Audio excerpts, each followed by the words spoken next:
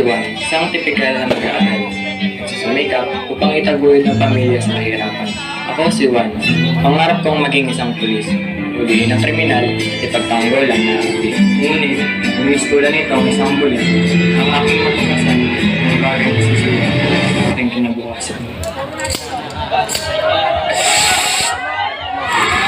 Ako na ngayon si Juan, nag-iisa, sinikap ko, pero nasira ako. Isang singkot, munting higit, na ulit, na atin.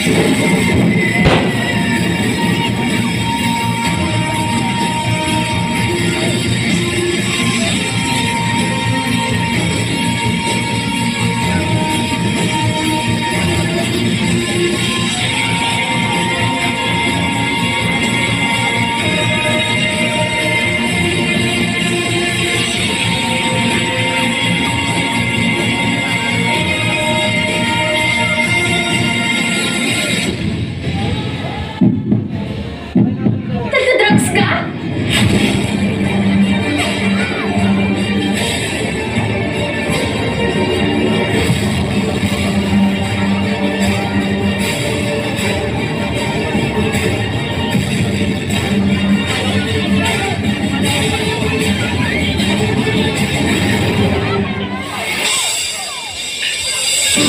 Bumagsak ako.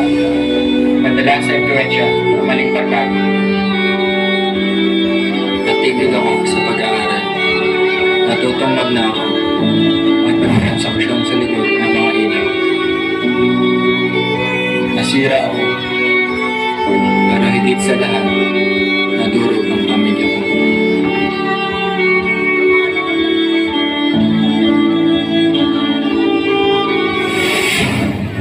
Hirap na ako.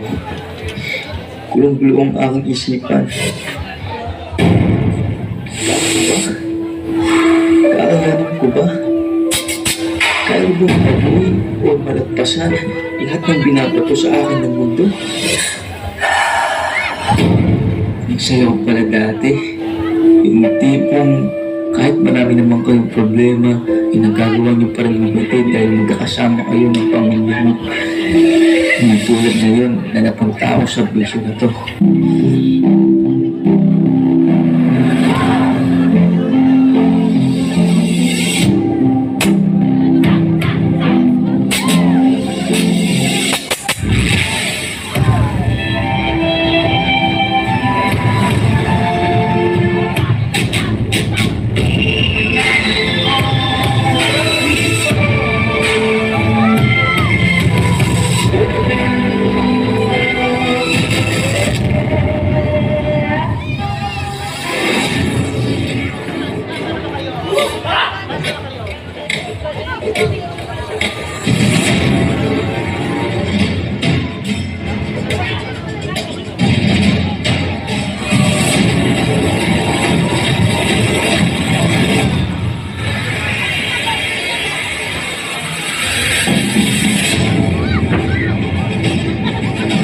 Saan kaya ako pupulutin?